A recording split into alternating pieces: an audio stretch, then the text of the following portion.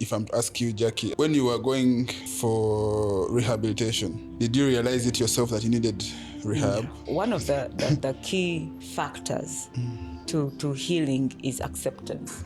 So, Drake, what has been your relationship with PTSD? I think PTSD is medicine for everyone. Jagalamba bulire chichendi obulamu buno nababulabi naye nga muliro. Hey, amasanyu kuba nago ngenda nga naye nababulabi nesibabusa. Oh no, ntambudde kimala numirira bulamu bwange, ntambudde kimala, my pain and tears I cried. Oh, buli kwoyagala kusanyisa. Welcome to the MusicalMind podcast. My name is Pereza Atama. Today we delve into conversations that go beyond music and touch the artists that we all look at and admire. You know, music has a way it handles things like love, like persistence, like it gives hope and all that. But sometimes behind the music, you don't get to know the stories that the artists face, that people go through. So today we have a chance to discuss something that we have all read, we have opinions about. We have the beautiful Jackie Chandiru in the house. We're going to discuss many things, including PTSD, including the life stories that we've all read and maybe made judgment about. And in studio, like I said, we have Jackie Chandiru, who is going to share her personal story, her journey that will also inspire people out there. And maybe one or two things you can pick up from her journey. And also we have Drake Juha, who is also a mental health person, a mental health enthusiast, and a mind bus. So to break down the story and start off, I'm going to start with Jackie Chandiru. Say hi to your viewers out there, and maybe your fans will be interested in knowing how you are today. It's a bad gala gangster straight from Kijomoro, Marachaluba, Ramazamba, Zamba, Kwari, the queen of the Nile, the only one. Jackie Chandiru, how are you doing? Wow, you're humble today. You've said that intro humbly. I expected you to jump and, Yeah, thank you, Jackie, for introducing yourselves. And I believe you're all excited to have her and you'll be able to listen more to her. And in studio as well, we have Drake Juha. I introduced him earlier.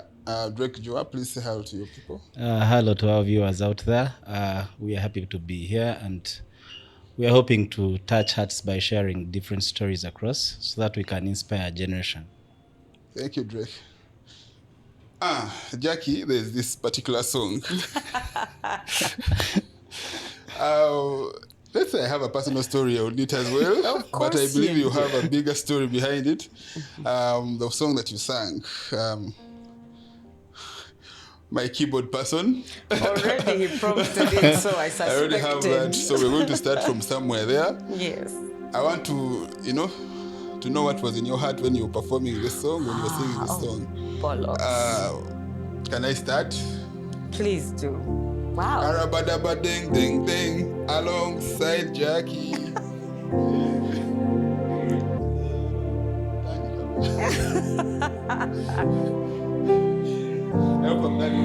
Lero jagalamba bulire chichendi obulamu buno nababulabi naye nga muliro.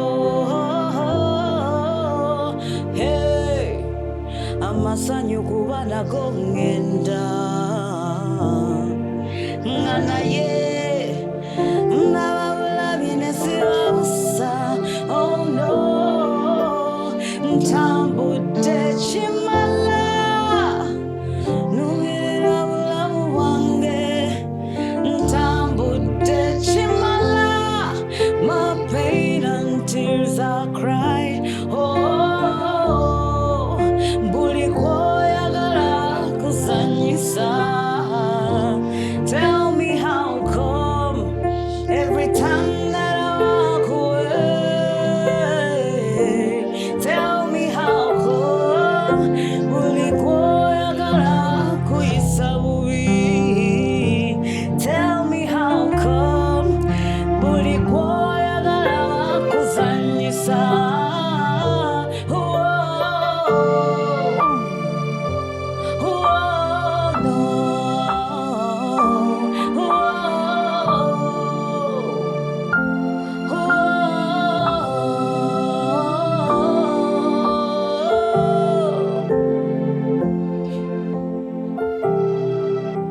Wow. You love that song?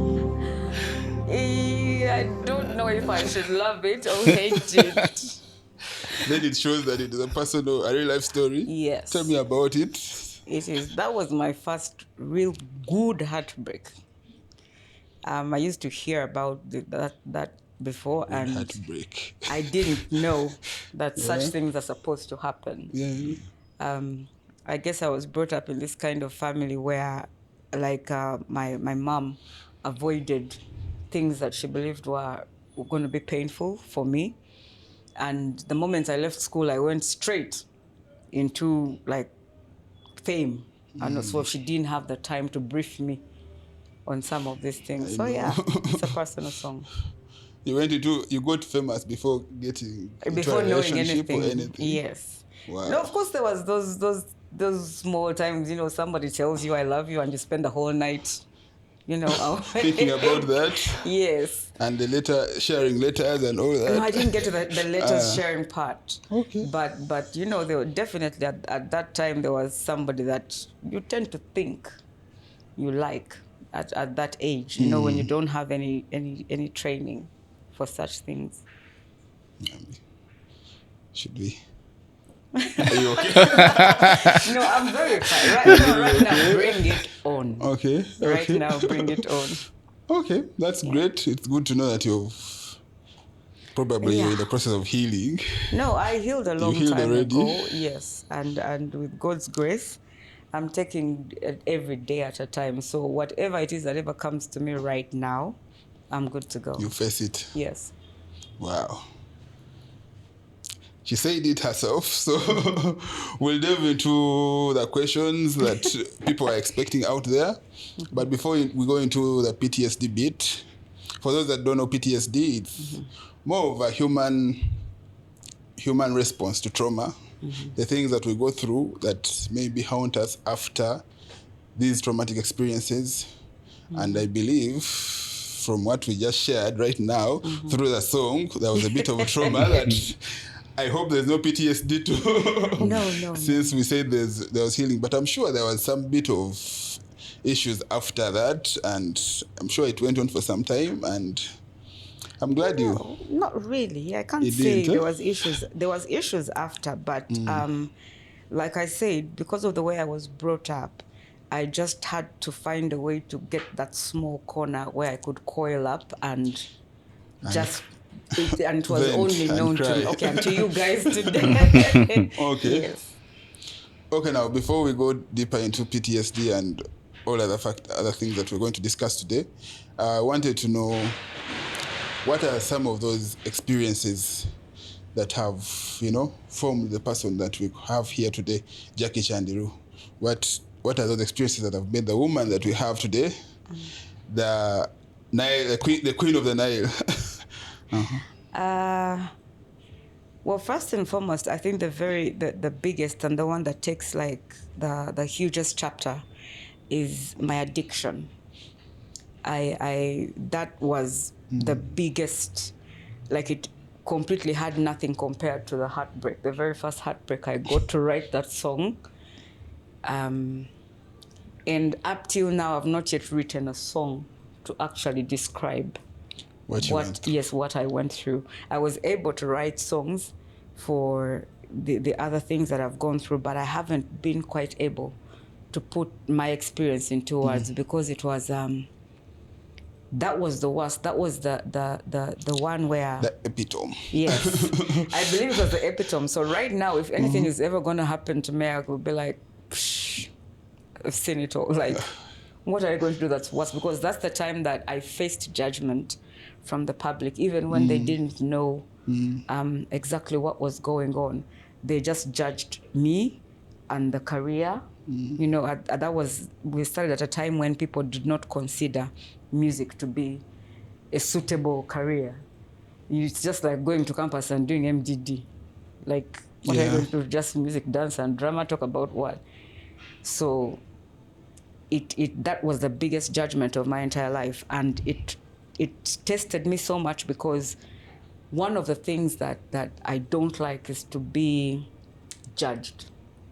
I don't like a person to make up a story or to accuse me of something that is not true. Like I grew up knowing that you should ask me first before you draw a conclusion. Our society is different. That's the problem. Yeah. And then this is the whole social media thing, and I never got to understand exactly why you get on social media and write all sorts of things about a person without knowing how much effect this is going to make on the person's life, on other people's perception of this person. So that was for me, that was that one time in my, because I don't think anything after that is there's things that have happened, yes, but for me, yeah. We can't live up to that. That was bad. It wasn't just 1 month, it wasn't 1 week, this was years. Yeah. And people did not realize that the whole judgment it is they had, and the whole accusations they had, and the falsehoods that surrounded just the one fact that I was an addict at that time, Yes. literally kept sending me back. Okay. Yeah. Thank you for sharing that. There's still more that you will share, though. Yes, no There's worries. something that we have not gotten there, but I will go straight to Drake. And I want to get now what the people out there actually thought about Jackie. What did you hear about Jackie's journey, like she shared? What are some of your lessons from her journey? Well, like she said, the outside community does a lot of judgment. Of course, which is false most of the times, because for them they're looking at trending, if I should say. So if someone out there paints a bad picture, like an addiction, they'll try to uprise it to a certain level where it hasn't even gotten. Like she said, and some yeah, good daru. But they usually use that actually. Yeah, good daru.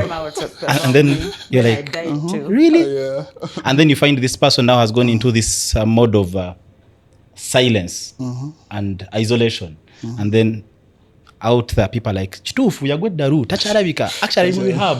Amaze miezi esatu. So something very hard. Yeah. To try to, defend. That is true. Yeah. And Jackie, what was the most difficult? Okay, there was this period of 3 years, but in those 3 years, what was the most difficult period that actually challenged you and you felt like this was? First, you got to know about 3 years, but it was actually about 7. 7 years. Yes, that's why I say I'm a pro in this. So the most difficult was just the stories that I came out to after. Like, when I'm discharged, like from the rehabilitation center, like the things that I came out to read about me were the most disheartening things, because most of the times when you leave, like the hospital, they've encouraged you, you can do this, and you have that confidence. They've kept you away from the outside judgment. So you get out literally like a newborn baby, and you've got no immunity at all. No matter how tough your skin was before, you have to deal with the fact that, there's that fall from grace. And then you have to deal with the fact that you're being locked up. Because for me, that was being locked up. And then you have to deal with being given instructions, go to bed at 6, like, really?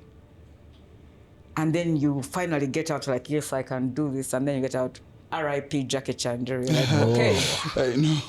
So for me, that it's everything that I found whenever I came out that was my worst. Indeed, this must have been your worst. Yeah. Wow. And in all that, how did music help? At that time, I lost Are contact. there any songs like you were listening to or something? Or No. At that time, I lost contact because I felt this was because of music. I just figured I needed a fallback, like something to blame, because my parents were not to blame. I was brought up really well. Out there, people were saying it's the industry and what, but nobody's going to tell you pick a needle and, like, seriously, we've grown up fearing needles. We've had that phobia. So I needed something to fall back on, and then I just decided to make myself feel like, okay, let me fall back on music. You know, it's the fact that I'm out there that people cannot allow me to heal. Yeah. People cannot give me just that little space that I need to fully recover. So I didn't want anything to do with music. I felt it was the cause of everything, because if I wasn't known, nobody would have to make up stories about me just to get likes. True. So, yeah. But I'm sure there was that particular one song that you listened to. I did. Don't you think so? Yeah. At least a gospel. A gospel or a life something. I had a couple. Remember, this is over a period of about seven, 8 years. So there's times when I would go back in, then come back out. So there was stuff. There were songs, of course, that if I tried to listen to music, I'm a lyricist. I write songs, and I can tell you I've not written more than 10 songs. Like, if I'm talking about now truly heartfelt songs. There's albums, for example, for the group that I've written almost. Which is, yeah, but that's now, let's go be happy. But if I'm talking about a song that I sit down, or that I reflect, or I go to bed and wake up and I keep humming, they're not more than 10. So there's a song that I listened to, but that was later because the stages were different. And that was Rehab. I can't even tell you which stage it was, because I relapsed about 3 times. I was going in, out. And I kept listening to that song because I listen to lyrics. I don't listen to nonsense. Even the rock music I listen to, the lyrics, I love rock. I'm sure the time that you had there, you paid attention to every detail in the song. Yes, it just, that song made. You must have re-listened to it. No, the words, the for some reason, like sometimes I say it is that small gift that God gave me, that small thing that He left me with. There's times, I don't know if it has ever happened to you. You can maybe walk out into a place that has so many different stuff, and everything is good, but you center on something. So I just centered on this song. I'm like, why would somebody do a song and call it Rehab? Like, it's not a nice place at all. So that pulled my curiosity, and curiosity killed the cat, though I'm still alive. Rehab. Let's have the song. I'm sure you're going to sing from the heart then. Right now, I will sing the best I can. It sounds like Ntambu Deshimara. That's why you... Like I told you, I'm a lyricist. So every word, every sentence in this song means something. Even something as perfect and beautiful as love can mess you up. And you can get traumatized. You can get PTSD just because of loving somebody. Or you can get, like, if you decided to go out to war, and then something happens that is just too much for you to comprehend, and yet you want to fight for your country. It's true. Baby, from the first day, I never felt something so strong. You were like my lover and my best friend, all wrapped in one with a ribbon. All of a sudden, I didn't know how to follow. It's like my child, baby. You seem so empty and hollow, and I never gave myself to another the way I gave it to you. Don't even recognize the things you put me through, and gonna take a miracle to bring me back. You know I'm going back into rehab. Baby, you're my disease. You're taking me back into rehab. Baby, you're my disease. I'm going right back into rehab. Baby, you're my disease. You're taking me back into rehab. Rehab, baby, rehab. Oh,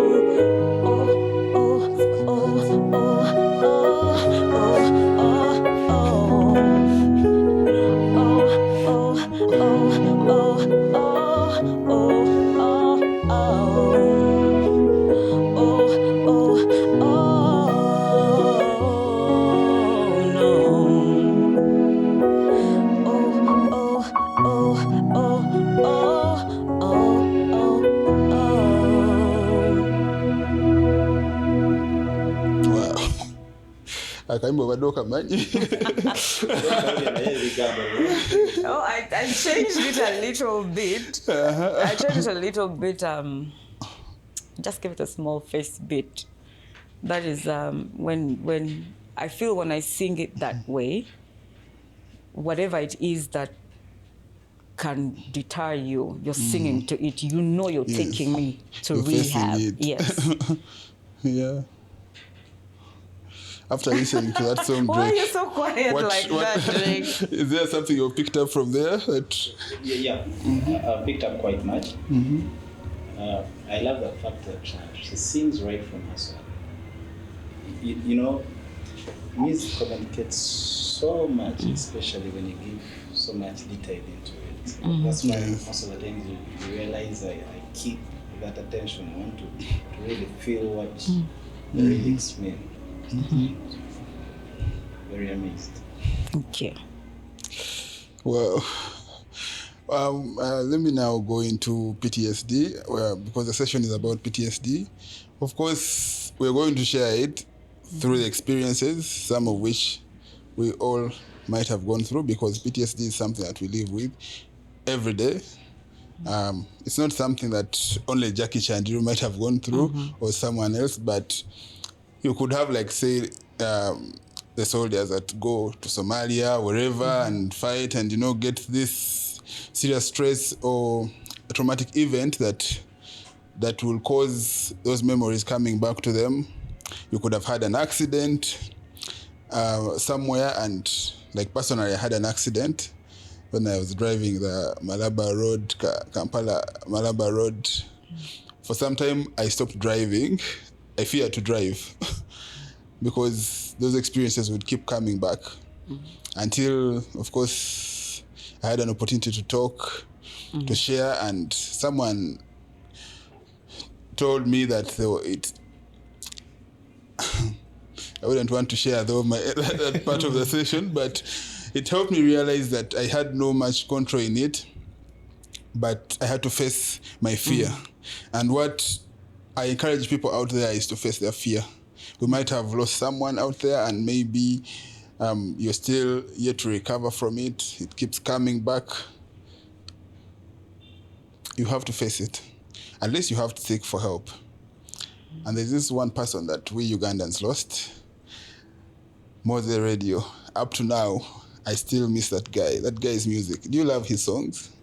I have a different relationship. And I would want to know that. a different relationship with Mose. So I believe when it comes to the country, yes, in terms of music, that's the way you guys saw him. Yes. I saw him in a very different way. And one of the reasons as to why I was way disheartened or put extremely down is because he passed on without me having the chance to apologize to him because I was in rehab. So, yeah. And you're going to rehab. Was he part of it? Yes, at a certain point in one of the stages, yes, he was part of it, and I hated him for that. That's why I said he passed on before I could apologize, because that very last time that I actually came out of addiction, it was him that took me back to rehab. And he passed on before I had the chance to say thank you. Yeah. That's why I say Uganda sees him, the world sees him in a very different way. Of course. I see him in... I've had a chance to interact with you, and that is why I brought it up, because I know, and I've heard from your stories and everything, you had a particular relationship that you had with him. Yeah. And I'm sure that there are particular songs or parts of his songs that you love so much that remind you of him. So I want that song, that particular song that you could have, that makes you remember radio every time you listen to it. I'll say first, there's a song of his that I heard that I loved in the start so much, but I felt it didn't do him justice. It didn't do... he's a lyricist. It didn't do his words, his lyrics justice. Yes. But the one that blew me away, like up till date, there's so many amazing songs that he has done, but the one song that blew me away was Nakodata.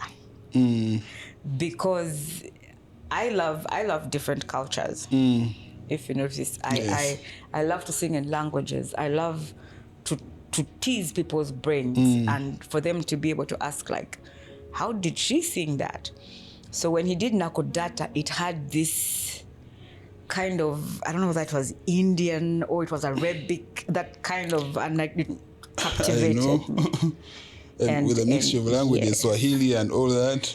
And the melody was capturing a different heritage, that Arabic. Yes. So I was down for it. You pay I was attention to happy that. with it. Yes. When you go, you will listen to it. I'm going to have to re-listen to that song. Wow.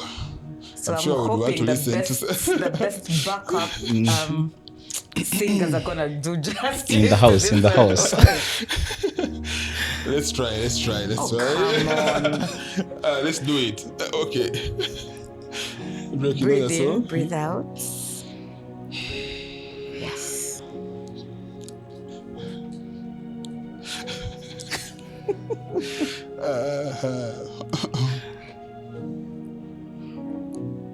Let me be recording the song. No,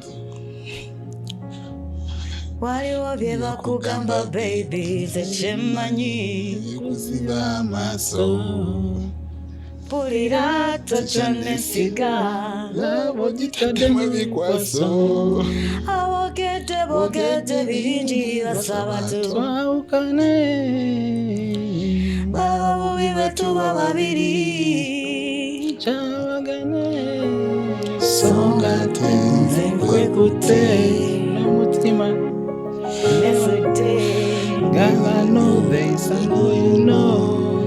Girl, I love you every day. Nakwabiri nakudata omutima guyeyo gwejusula kama jana kama kuwa oh, oh, oh. Nakwabiri nakudata omutima guyeyo gwejusula kama jana kama kuwa oh, oh, oh. tombonyabonya sakwagala kumbonyabonya. That is where I stopped.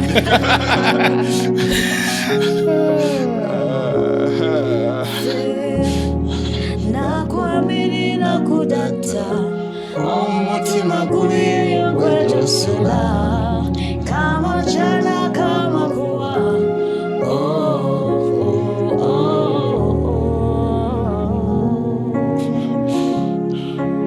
Wow.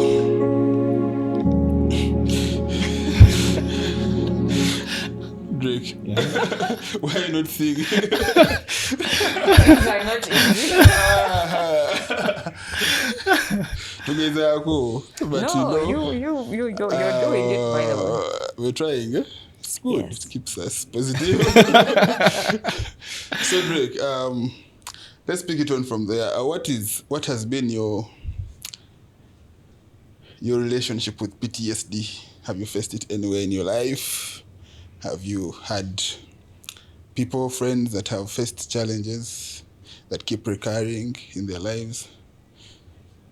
Yeah, actually, I think PTSD is medicine for everyone. However, with the generation we are in, people rarely get to really get to understand that they are undergoing through a certain situation.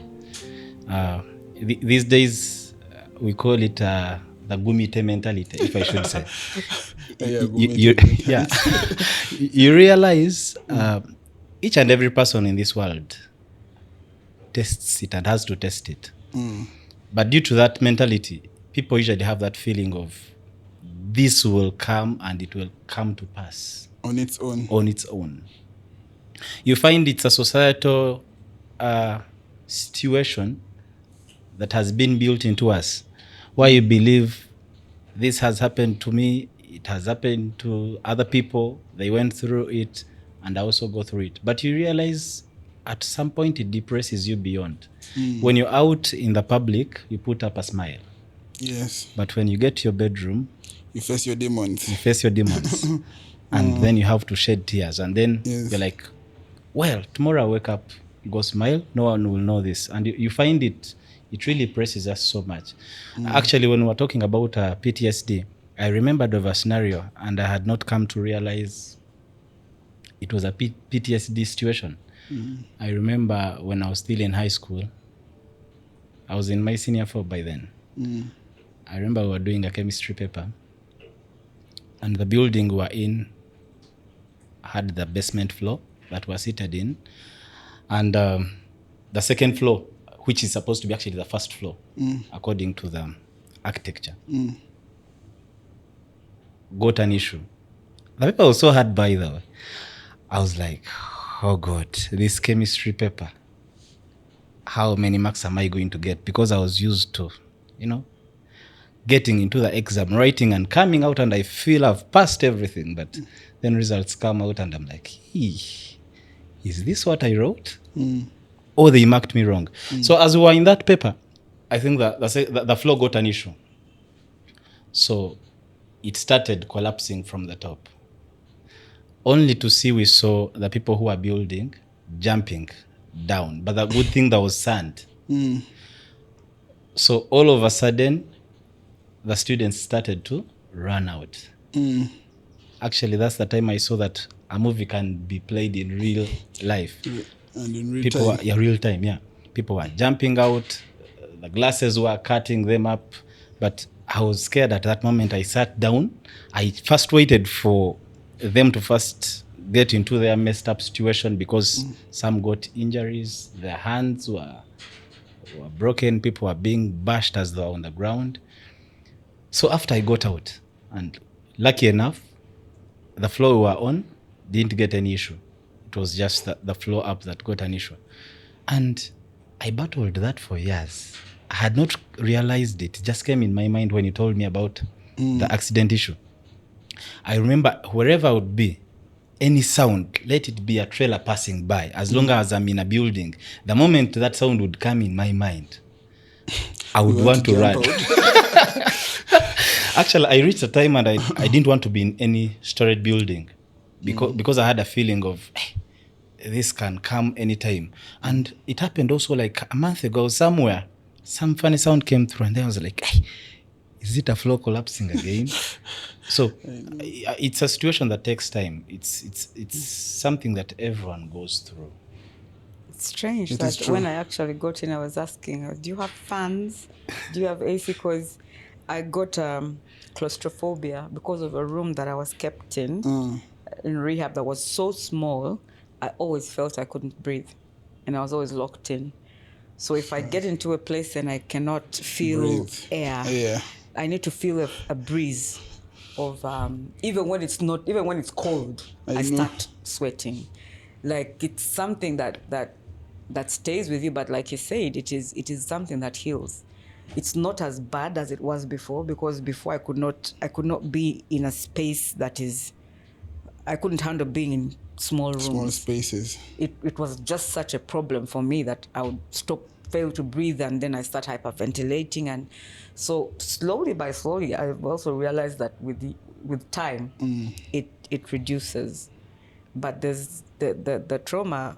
I cannot say the rehabilitation was a trauma, but a lot of things that happened there that later on I felt were not done right have stayed with me up till now. And it's not easy for those people to know. The first thing they'll say is, you are not appreciative of what it is that we did. But it's not easy for them to understand that because of that tiny room they kept me in, which was a consequence of me escaping from rehab. It was like a prison It for was you. like a prison, like up till now. As soon as I got in, I asked us, do you have AC? Do you have a fan? Or because I needed to feel for air you, on my face. having an opening somewhere, fresh air is freedom for you. Like I feel, that's when I can breathe. So it's everything is a learning process. It's much as it's hard to take in. When you go through PTSD, is when you learn. somehow you tell yourself you have to cope. That is true. Because that has happened to me before at a conference, and it was I a know. closed space, and the SCs were not working, and I was in front of But everybody. that was a bigger Yeah. space. Imagine it was bigger, but I know. felt there was no air. Yeah, but that shows that actually everyone goes through an experience Yes. that could have, if not handled early enough, could have long-lasting repercussions to them.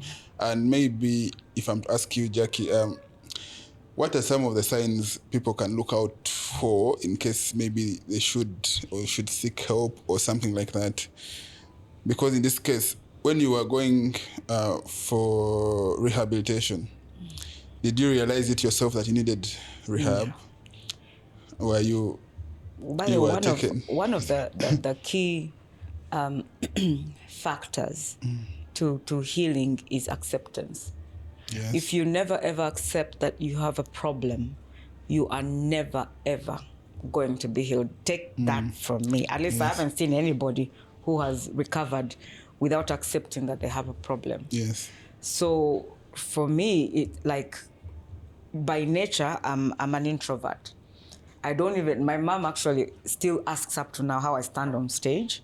But you see, on stage, for some reason, it's like the only window I have to let out what I Yes. keep when I go backstage. You're not going to find me, if you ever find me out, maybe I'm still waiting for my payment. And that's because I trust you, that I'm still waiting, because I have to get it before. I don't mingle much, because by nature I'm an introvert. So when this happened to me, when I got that issue, I closed up more. I avoided people because I felt the judgment was still going to come back, and maybe somebody this time would not say it. But for some reason, your brain just deciphers. Some says, look at the way he's looking at me. I think now he's thinking this. And it's always in the negatives. That's the strangest thing about PTSD. It's always in the negative. True. You know, like he said, he had that sound, the rumble, and he's like, is there a building? Even if it is something completely different, your mind goes directly there. So for me, I pulled back from everyone. I completely stopped talking, because the one or two times that I would try to speak, it would end up in the papers. Then I got to rehabilitation, and guess what? They're advertising their rehab center using me. Wow. You know? So you can imagine were the face something of which the is rehab. something which is private. Even the times when you choose, like you want something private, you feel you need that small privacy, that quiet. You just got. So I just became intrusive. I isolated myself from everybody. I stopped speaking at all, and it was a problem to see people happy. I don't understand that bit. Why are people happy? Like, why are people happy? Don't they know there's something wrong?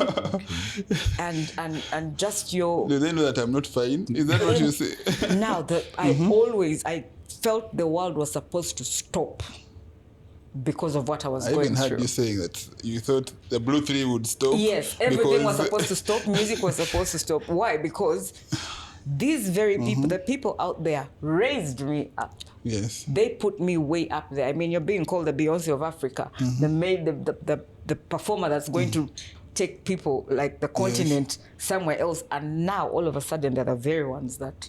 You're bringing it So down. having to just coordinate that, to accept that, was a bit of an issue, because I would keep going through all these articles, and then I'm like, I'm seeing this, then here, R.I.P. Jackie, we shall miss you. Like, they're that eager for me to go. And then there's these new artists coming up. I know. And then I'm like, duh, what are they singing? They've forgotten about me. Yes. So the transition, I closed up It in must have every really been single way. a painful period for you. Oh, yeah.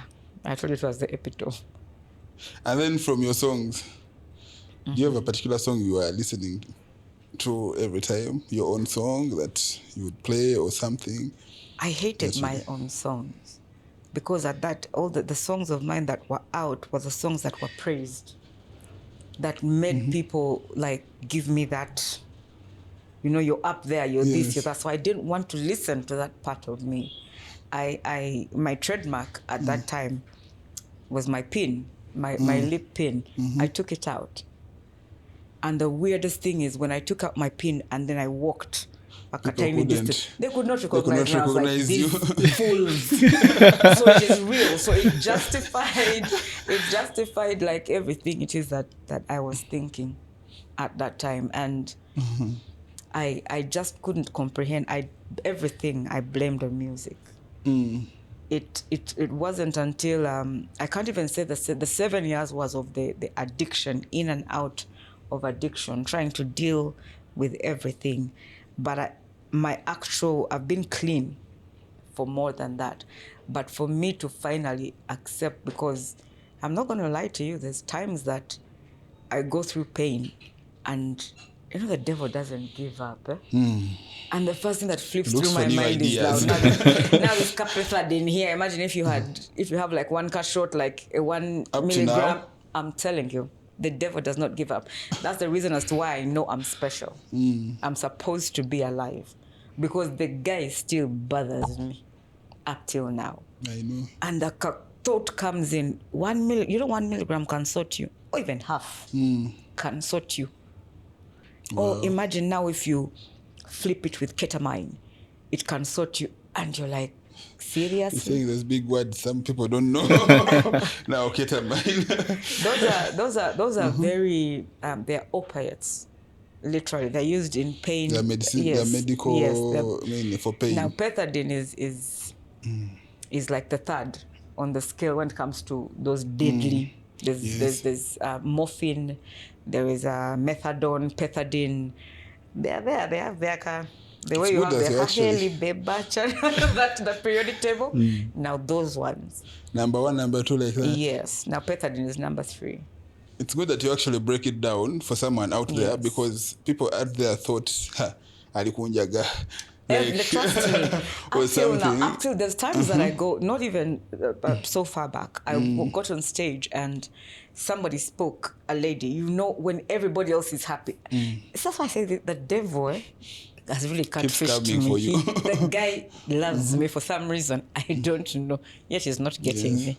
Jeez. So I'm moving on stage. The applause is so loud, but imagine the one sentence that I hear. I don't even, from this, I don't even know what made me pay attention.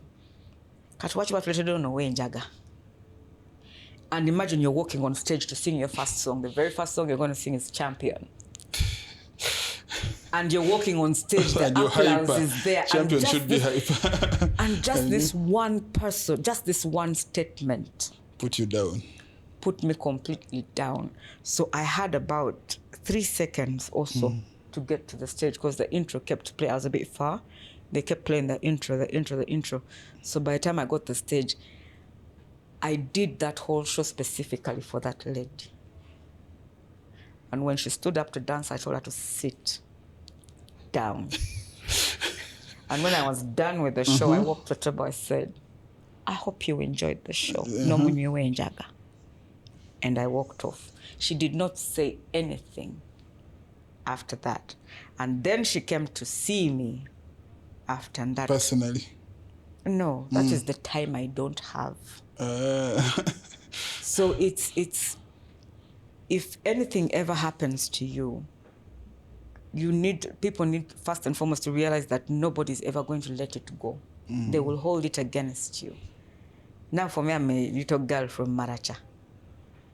And I know. yeah, I'm from there, and at the back of my mind, I'm thinking, That's what you think, don't but know people out there what- see you as a superstar and all There's people- that. You do. I go to the market, and then people ask me why I'm buying my Why are own you buying tomatoes. tomatoes? And I'm like, what's wrong with that? Because at the back of my mind, when I jump on a board, I'm the happiest person. Somebody will say living a something. normal Yes, life. because I almost lost that chance. Not once, not twice. So now that I have the chance to do it, leave me. Leave me. You don't know. That's great. Drake, what are you picking? I see you very attentive. What Well, have you picked from? I'm picking one thing actually that might be a PTSD situation that people don't know out there. Like she said, she wants her freedom. If she wants to go to the market and buy her tomatoes, her onions or jump on a board Oh, and I go bargained, somewhere. by the way, for 1,000, they're supposed to be 6, not 4 or 3. Now you realize also people trying to raise your status and get you out of your normal life can cause a PTSD. And you realize if you try to live with a standard they're putting you up to, it also affects you in one or the other. So I love the fact that she's real. She's who she is. She does what she enjoys. And that's how life should be. To some extent, you can't be real when you're an artist, though. Yeah, No, you it's Paint a picture. no, actually, It depends. it I think depends. it depends. There's people. I was watching. I do pass through social media when it's necessary.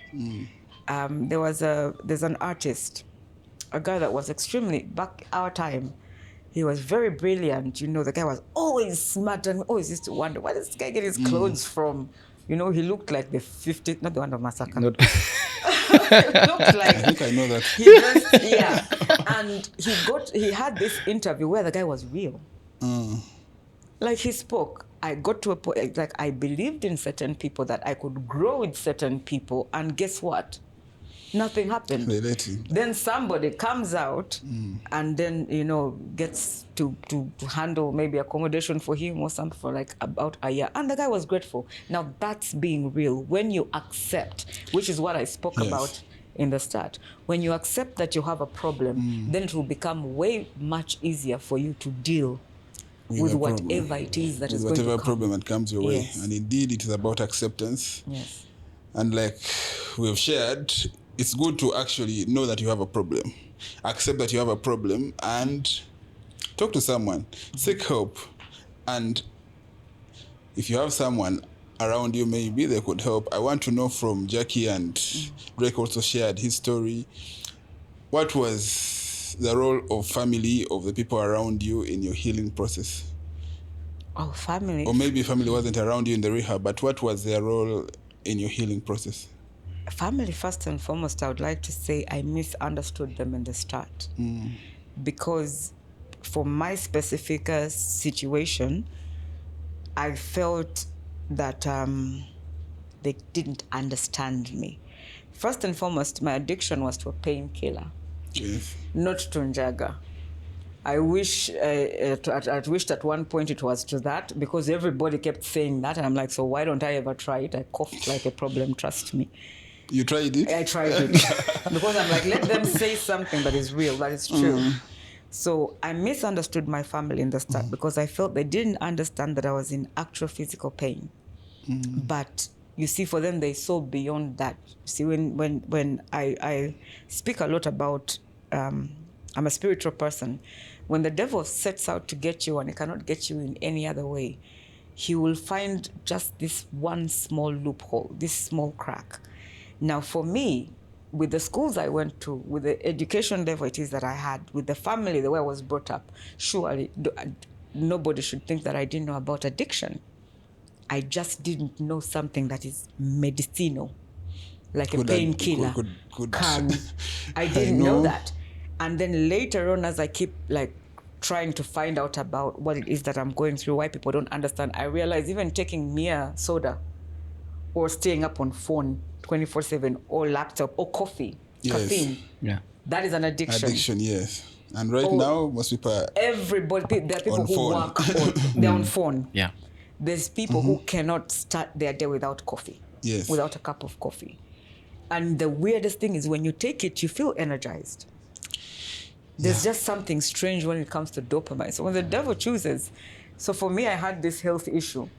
And for some reason, I started thinking that the only thing to help me go through it while I consider my options for full relief was the painkiller.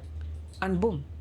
It took over. That's why I was so angry at the whole world and my family for that. But later on, I got to realize later that even the people that are around you need to be briefed about your condition. The people that go out to war, like you, somebody can come back. Is it okay to speak Luganda? Sometimes Yeah, very okay. Somebody can get back home and then like your issue, for example, you had that rumble. Yeah. Now somebody could be watching a movie and then that the sound of like an explosive. Then nakankana, and then you know the person is like up, like not okay. Yes. Now a person can say katalaba omusiro ono. I know. Like avuddeko oba atandise enjaga, because Ugandans rush to, they look for the closest solution answer Jaga to is actually something. fair. They will say a good daru. So it's they need to have that Why patience. Why ateziri Why go? The Bluetooth is not. And that is the judgment, the stigma that is there around mental health that we're trying to fight through these discussions. And as Mind Bus Health Support Uganda, we're there to create awareness around mental health. And we're glad that the artists have been able to support us to, share their stories and all that. And in this case, I would want to know from Drake and your experience, what was healing like when you were after going through that? Did you heal? Of course I healed, but like earlier said, it's a journey. It's a journey that you cannot control. Yes. It's a journey that has a series of events that come through your life for such trauma to come out of you. But to me, the starting point is acceptance. But the hardest thing also is, when do you accept? Exactly. Yeah. You realize if you're undergoing a situation, your soul, now let me use now this is the spiritual side. Okay. It's like you're fighting the spirit that you cannot see. You remember you're the actual person that is affected, going through it, and you cannot fight directly what is affecting you because you can't easily tell that it's affecting you. Yeah. Even when it triples and comes to your mind, you'd be like, maybe this is a thought. Let me take this. This will go away. That's the gumite mentality I was talking about, where you believe you take a kabia. You're like, samka whiskey. This is a problem. It will go away. Only to realize it's instead coming back, coming up more and more. So I think the major thing is, at what point is someone supposed to know I have a problem here? At what point? At what point? I personally believe,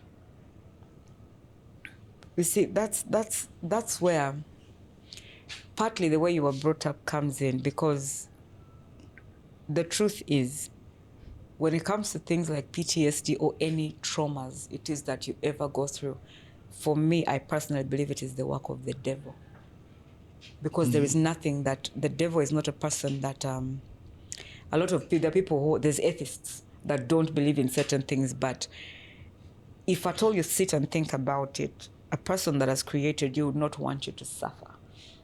So when these small things, these things come and happen to you, I believe if you do not at any one point ever stop and ask God and say, if at all, because I did that, I'm like, if at all there is a God, why am I going through this? For some reason, I think my soul just remembered that maybe there's just one extra person that I can ask, because any kind of trauma is not something you can beat if you don't have divine help. That I don't know how to say it. Some people call him Allah, others call him God, others, I don't know what the other words are for him, but there's certain battles that we cannot fight. Even the scripture says it actually. Yes, the devil came to steal, kill, and destroy. Indeed. But while steals your star, destroys your name, I know, kills you. In the end, you imagine by that time, Jackie, you were on top of the world, gold digger, you don't understand. and then you ask yourself, look at Michael Jackson, because the drug that he was using Demerol. Demerol is another name for pethidine. I know. Now he was using Demerol and mixing it with propofol. That is as good as pethidine with ketamine. So imagine. You ask yourself how you're able to survive that. I didn't even have a third of the money and that many Michael young Jackson people actually. That's just it. The devil just looks for the smallest loophole ever and always, because he knows once he has a hold of that, you're done. You're done. And There was an artist who passed quite recently, and it was just, he wasn't even that drunk. But that's just that one day that he had that slip of judgment for 2 seconds, and it cost him his life. So if you don't have that divine intervention, or if somewhere you as a person doesn't seek for that help, and you will not be able to accept. Because the only time I accepted I had an issue was when now people had buried me too much. I'm like, okay, you had to fight back. You guys are going to die before. That is it. And you did. It's time for us to fight back. If you're struggling with something out there, the young people out there actually using many of these drugs. They start off, like you said, facing a pain. Yours was a back pain, I think. I had a back pain. And people look for that quick relief to pain and don't know that they're slipping into something bigger than what they can control. And I believe we need more awareness. Especially, people talk about the drugs, the anjai, the marijuana, and many others, but very few people talk about these prescriptive drugs that actually become addictive. Do you ever get to that point when you're like, it feels like the anjai, the weed is nothing anymore? It's nothing. Actually, I'm coming to realize it. Seriously. Yes. It feels like I got to that level when I got to, there's one time I went to rehab and I found out what people were using. What is this? What is this? You want to share? No. I would ask, I'm like, what are you in for? And then it was just kabanga. I'm like, what is kabanga? What is kabanga? I'm like, no, you see, it's a bit of weed, then we put in some particles. I'm like, what? Then the other one was like, no, it's just ice. But I'm like, what is ice? I know. I didn't know all these things until I got there. When you got there, how did you find yourself? Did you find the people out there worse than you, or you were worse than? I was just a beginner. You are crawling. Uniform. There were worse situations there. People use things. People. I know. People pick powder from batteries and mix with, and what exactly? Do you feel normal? After like, man, you're wearing an IT. What? Even the voice, you can tell, like, no. I don't think I'm supposed to be here. So is a rehab a safe space? Was it a safe space for you? It depends. I think it depends. Because sometimes maybe people run rehabs for so long that they tend to forget to actually pay attention to the individuals. Yes, because the individuals are different. I know somebody who was in the rehab because she was being raped by her father. And nobody ever got to ask her that. The only thing was like, what you did was bad. And no, the reason why I say we is because I'm a recovering addict. At any one point, there can be a trigger. Even any person that suffers from PTSD, there's triggers. That is true. Yeah. At any one time, you can slip back into something. And it's only this one day that I was talking to her about unaliving myself that she finally said that. She's like, for me, it was my dad. But she didn't have any way. Really sad. And when she tried to find a way to tell the mom, judgment, beating and sending her away, and then talking of how she, even when something would get lost, this one has stolen this, the mother would, because the mother believed that. And she was protecting the other side. Until she just kept quiet, that it kept happening until she just indulged, because she needed to stop the pain. Every single time the mother mistreated her or what, and the father would, sometimes. So she was trying to escape from it. Yes, she was trying to escape from it. While you were there, first we were enjoying your music. Exactly. That's so annoying. And there's this particular song that personally I was listening to. Blue 3, where you were, and how did you guys meet up? You, Radio, Weasel, and all that, to come up with this particular song? Radio wanted to date Lillian. Wow. He was my friend before, but he wanted to date Lillian so bad. So you were friends before he dated Lillian? Yes. He didn't, like, they used not speak at all. It was just me. Because Lillian always had this thing. You have the strangest friends ever. Like, I'm the one that's talking to radio, the guys that have the dreads, the mad people. And I always told her, I was like, they're actually fun. She's like, no. Because she calls me buddy. It's like, no, buddy. There's nothing fun about people who shout aloud. And I'm like, no, when you sit down, and I believe the whole world can tell that from the lyrics, from what he wrote. Because he wrote the simplest lyrics, but the deepest. The deepest, yes. He has this song, I keep forgetting the name, but I remember the sentences. He's not happy because you pinched him. And you're like, why would you sing something like that and put it? But the truth is, there was that age when someone would pinch you. Yeah. There was a part of negative news. I remember the times when we would take photos and you have negatives. Yeah, then they have to hang them somewhere. Yeah. Negative ninjas. The negative. So it was. I was speaking to him from before. And then that time he's like, your friend. He's talking about Lillian non-stop. Even when we meet, I'm like, but why don't you stop talking about Lillian? I know. Because she can never date you. And he's like, no, I know.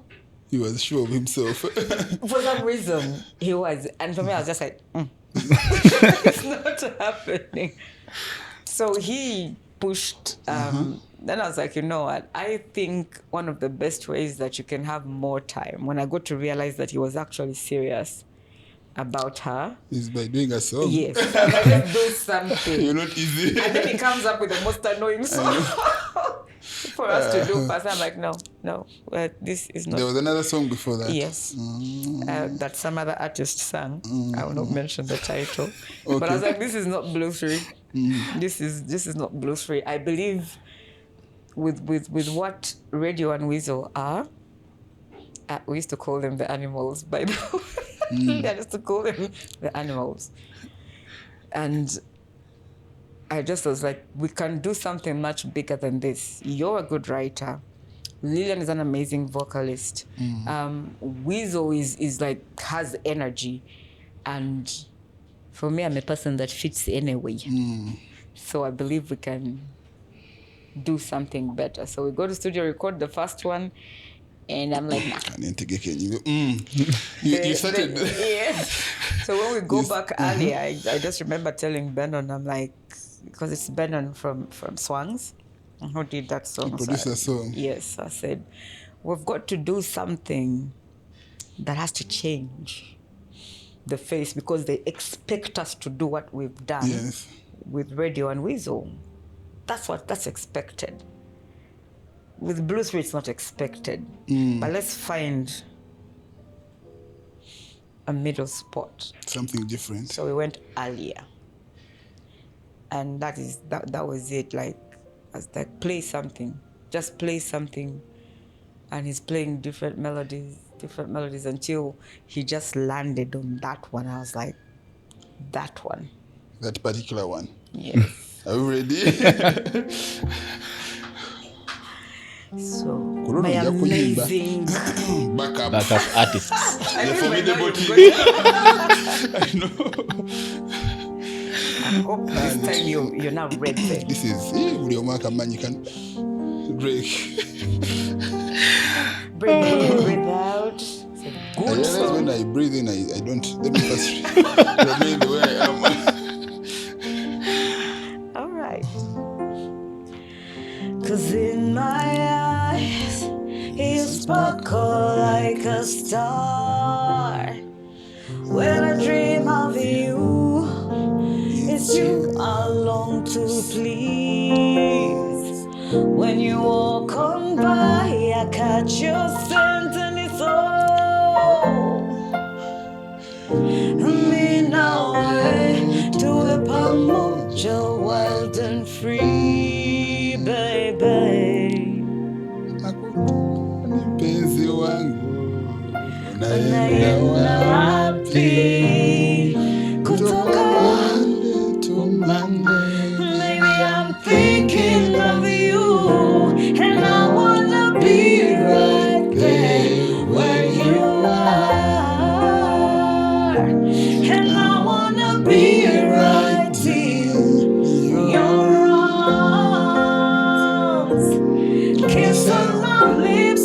every morning is all I want.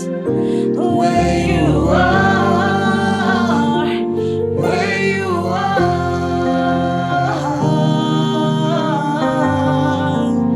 baby, where you are. Robi, umenishika kishenzi, natamani kuwa right there where you are. Baby, umenishika kishenzi, nakuwaza, nakuwaza, and I'm looking for you, na nakutamani, unaenda wapi? Oh, wait for me. Keep it fussy, baby, 'cause I wanna be right there where you are. Said, I wanna be right in your arms. Kisses on my lips are all that I want. I wanna be where you are. Yeah. I wanna be where you are. I get this feeling inside. I think we end our session. That was a great one. Thanks for that song, Where You Are. That song, I have a lot of memories. Oh no. I hope you Yeah, don't have any PTSD but I'm because sure that many people, you can say that again.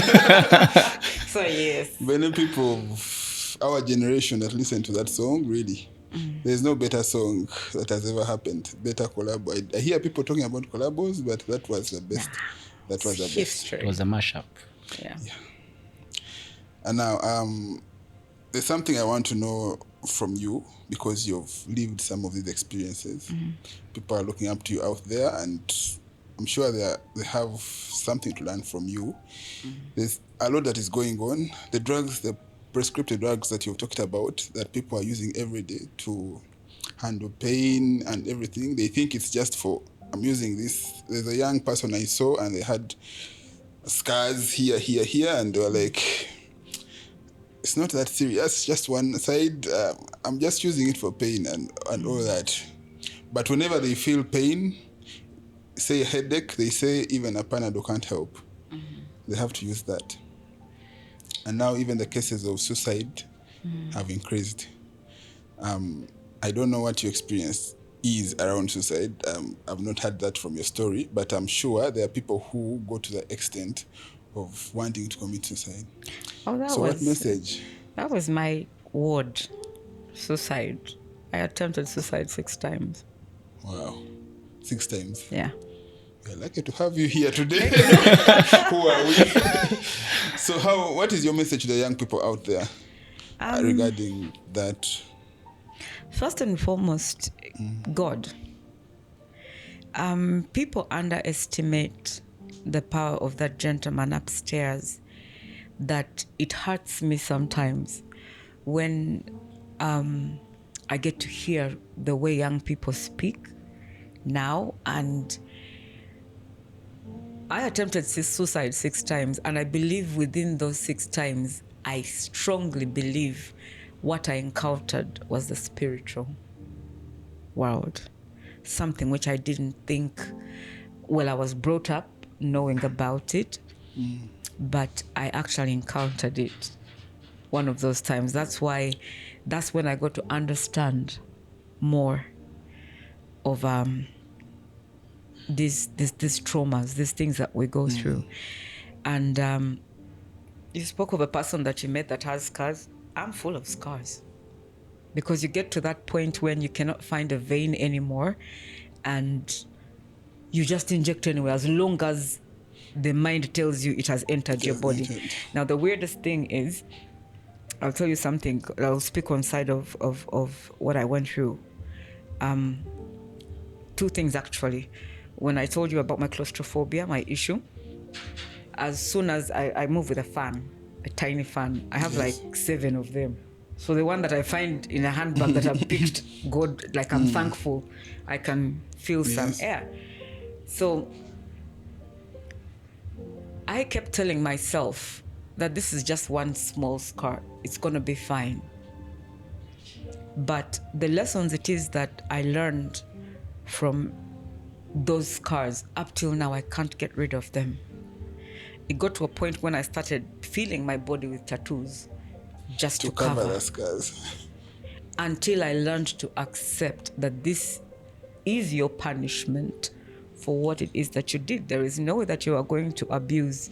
In Christianity, they call our bodies the temple of God, and you don't pay for it. Every action has a consequence. In physics, yes, they say it in physics. Exactly. In economics, it is there.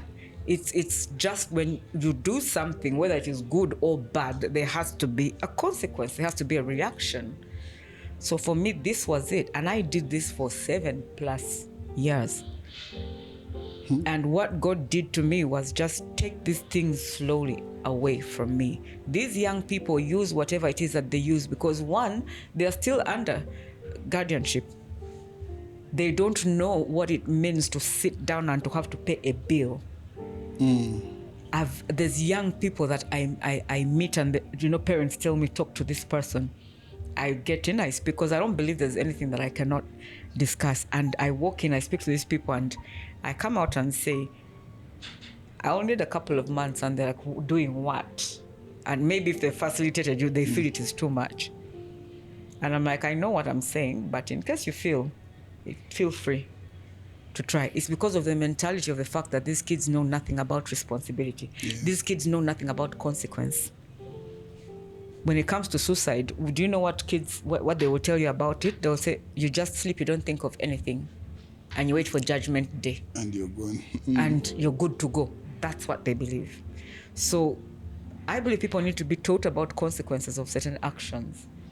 And then in case there's a trauma, it is that parents, grown-ups need to make kids their friends. Because there is no child who is going to come and tell you, I'm being abused by my uncle or by my own brother or by this. No, they have to feel comfortable enough to speak to you. Yes. Because just making them your friend is, you can avoid so much.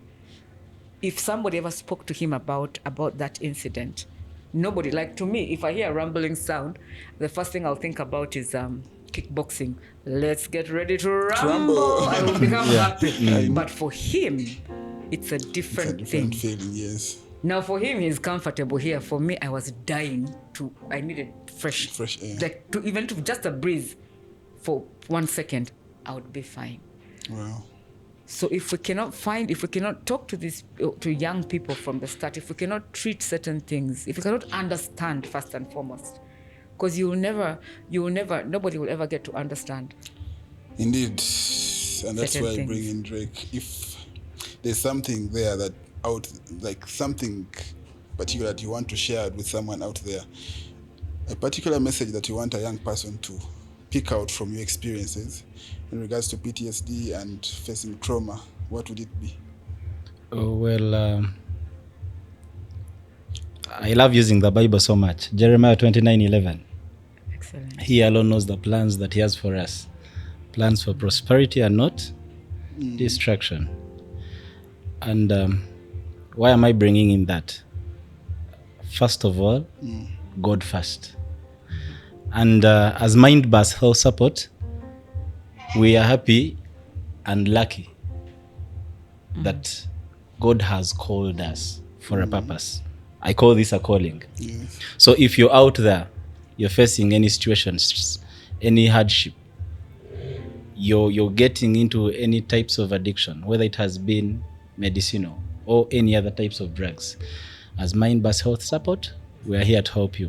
The good thing, I want to thank Jackie for such amazing words. Very generous. Very inspirational.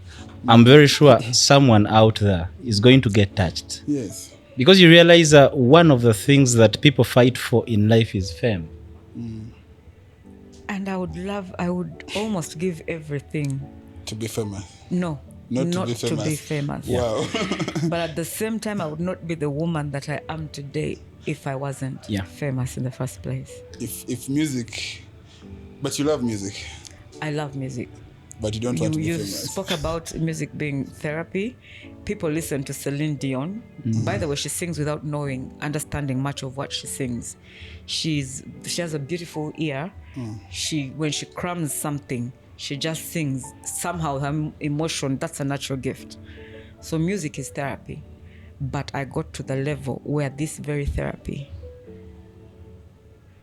And you talked about music as therapy, indeed.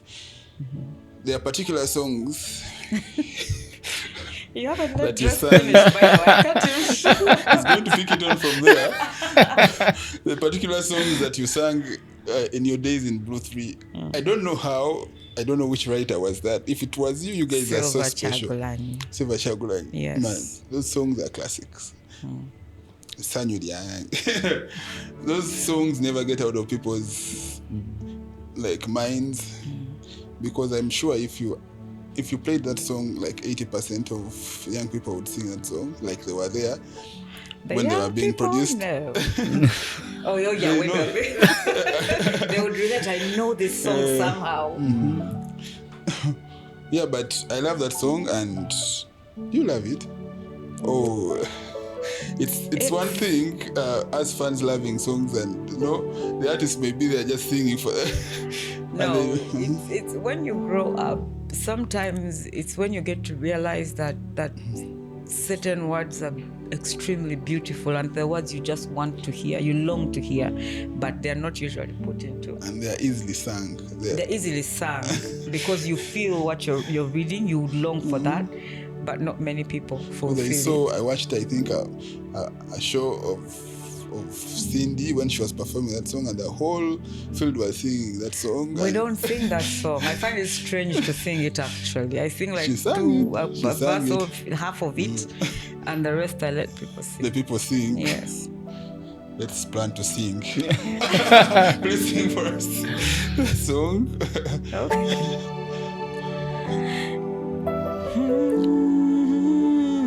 Kamera basobola okujja ne bayimba.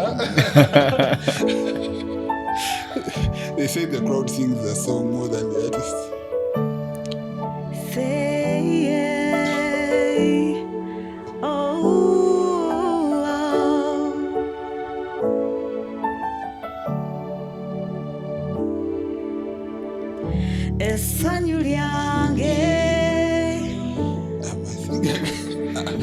Please sing.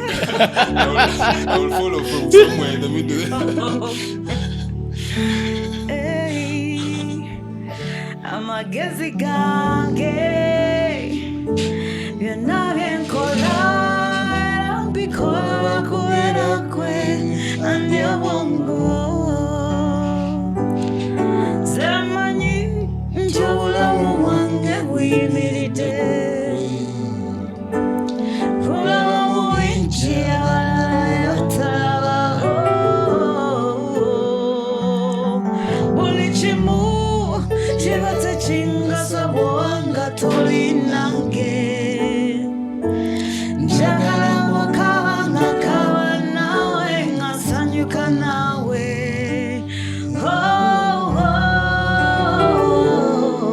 mukwano njagala wakabanga kaba nawe ngasanyuka nawe. I like the part. They sing the Serena Tambo. She wrote that. Love Yentawanya. That was a beautiful piece. It is an ideal situation out there. You have someone that you cry with, and me? Let's just say I prefer to cry alone because it's much safer. For I believe when it comes to PTSD, we're all different people. So there's some remedies that I choose as a person. I don't want to come and share something with you and expect you to cry. What if you get a phone call like, and yet you're telling them something painful? So I just choose to cry. by myself. It's safer. And your safe space is around yourself. Yes, myself and my family. My family your got family. to understand me better, by the way, after the situation that I went through. So if I'm not if I'm not with them, it's for me it is something. So when I was a bit younger, you were saying that I actually know your songs as Blue 3 because I used to follow you, the three of you. But particularly, you were very young when you started off. Yes. And the time has gone almost 20 years, right? Oh yeah, I'm just 16. You don't have to mention the years. If there was that one thing that, okay, if you were to write a letter to that younger Jackie that was there, by then you were that jumpy. I don't know why you call yourself an introvert. I actually don't know you to be one. Only on stage. And yet in Blue 3, you are the jumpy one and all that. So if you were to write a letter to that young Jackie Chandiru, what message would you put in that letter? I would tell her to pay more attention to her Bible because she didn't. By then? Then I would tell her to listen to her mom because I was the kind of kid that if you ever told me don't do that, I would strictly do it to see what happens. What would happen. And I would tell her to be strong because the world, the future, the world is not what we want it to be. Anything can happen. I didn't know that then. But still, the sky is the limit anyway. We're still going. Now you cannot ask me questions like that because then you make me get to cry. Yeah. And it's okay to cry. Wow. Take your time. And of course, my last question would be, and to both of you, let's first give time to Jackie. I think that was a serious question for her. Yeah. I didn't expect that one. It's the first time somebody ever asked me that. Napkin, tissue. Don't worry, I'll use that.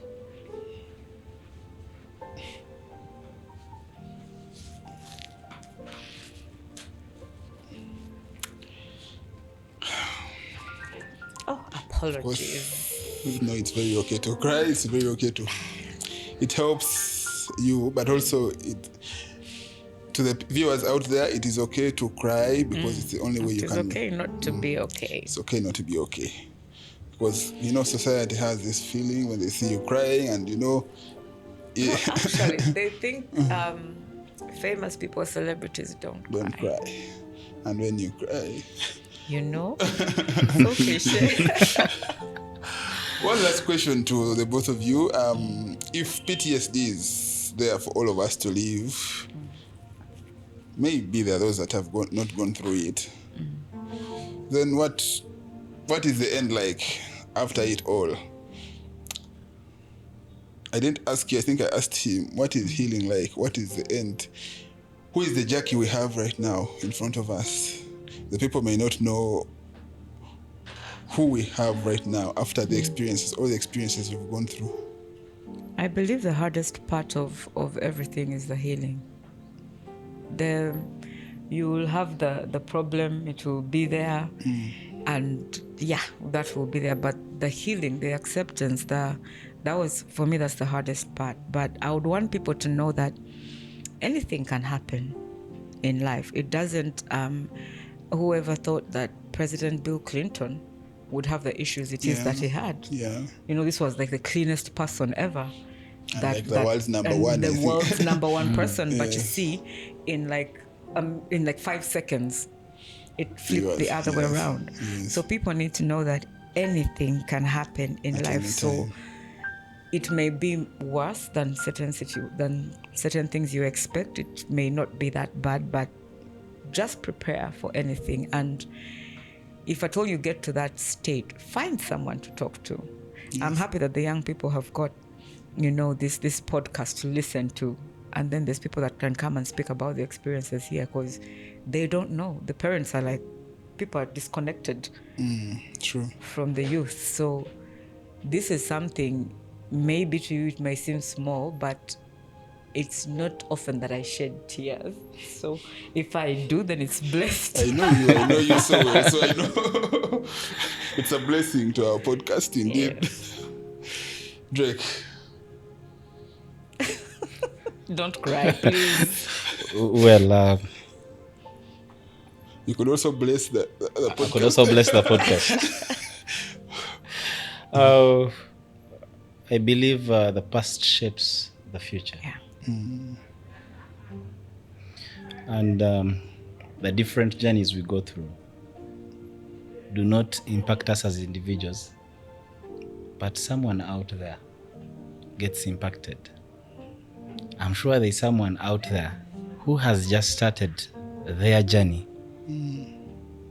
And when they land on such a story, Yeah, it helps them. it helps them change their attitude and ways they should have taken on the path. And every decision that is made in life also determines destiny. At specific times and points, have that feeling of self-judgment. At what stage am I? Let's get the gumite mentality out of ourselves. Needs to go. Let's seek that hope. Let's seek counseling. Do not fear to come out and open up to someone. Yeah. Get that one person, talk to them, so that you can prevent the forthcoming issues and you can inspire the future generation. That's what we live to be. We go through these PTSD issues to help others that haven't gone through them. Not repeat. Yeah. Indeed, and that was a powerful one. Thank you, Drake. The particular thing that actually I picked was also from Jackie's presentation earlier on was that the scars, that it was your punishment, Yes, it was my punishment, but also the sign of my victory. the sign of your victory as well. Yes. Yeah, it's good to look at it that way then. I actually wanted to bring that out, that it's good to look at that and say, I remember. I thank God that I overcame Yes. this. And the people out there, it's not too late to actually overcome it. And the stories will be there. People will share their stories. What you pick out is up to you, but I believe there's a lot to learn from people's stories. And when people endeavor to share, let's take it up. Mindbus will always be there to post these stories on our YouTube channels at MindBusUG, on everywhere on our social media handles. And we love music. We shall not stop asking you for good music. And I've listened to some of your good music, but still I am drawn back to your old music as well, because it brings You need to pay It me brings for back home. because like you said, those are 7 years. 7 years of nothing new from Jackie, and 7 years of winning. I don't want to call it battling word, but 7 years of winning, and you later won. But before you went through the 7 years, you left us with very good music. This particular song, Omokwano Guno. Why do you sing?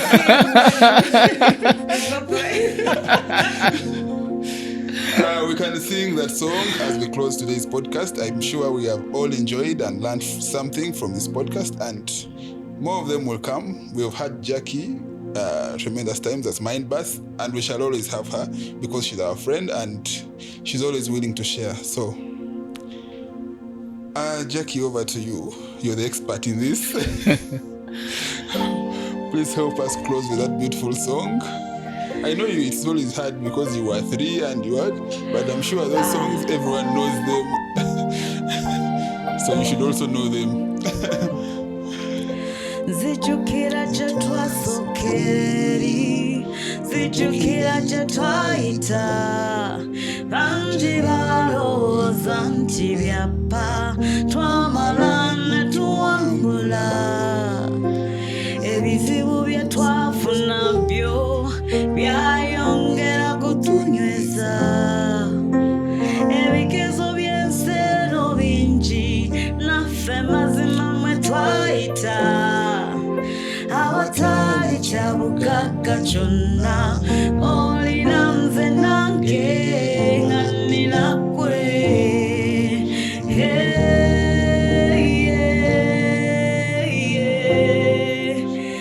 omukwano guno munene gudde wala omukwano guno musufu tuvudde wala omukwano guno tugukume kuba tuvudde wala tugukume kuba tuvudde